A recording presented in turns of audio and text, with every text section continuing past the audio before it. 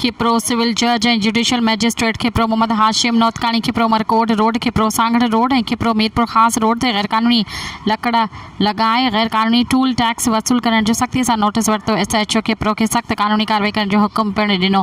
अदालत सगोरी CMO खिप्रो खे शौकास notice पिणु ॾिनो आहे, जंहिंमें CMO खिप्रो 26 जुलाई ते पेश थियण जो हुकुम जारी कयो आहे ऐं 24 जुलाई ते अदालत सगोरी हिकु मशरूत हुकुम जारी कयो हो ऐं US 133 CRPC तहत बाद में 4/8/2024 ते हिकु मुस्तक़िल हुकुम जारी कयो वियो, जंहिंमें खिप्रो शहर जे चीफ म्यूनिसिपल ऑफिसर ऐं असिस्टेंट कमिश्नर खिप्रो खे हिदायत ॾिनी वई हुयूं त हू सांगड़ खिप्रो रोड, मीरपुर ख़ास खिप्रो रोड ऐं मरकोट खिप्रो रोड ऐं 7G खिप्रो रोड तां जिते गाॾियुनि खां गैरकानूनी टूल टैक्स पार्किंग फीस जे नाले ते खिप्रो शहर में दाख़िल थियण ते वसूल कयो पियो वञे।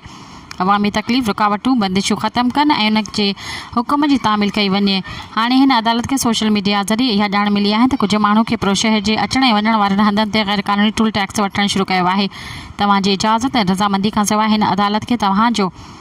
1 जुलाई 2025 जो ग़लति ख़त बि मिलियो हो, जंहिंमें CMO तव्हां पारां हिकु शख़्स असगर अली दर्ज खे 1 जुलाई 2025 ते ऐं 3 जून 2026 ताईं टैक्स गॾु करण जी इजाज़त ॾिनी वई आहे, पर तव्हांखे माण्हुनि खां गैरकानूनी टूल टैक्स गॾु करण जी इजाज़त ॾियण जो को इख़्तियार न आहे। ऐं अहिड़ी तरह गैरकानूनी टूल टैक्स गॾु करणु तव्हांजे तरफ़ां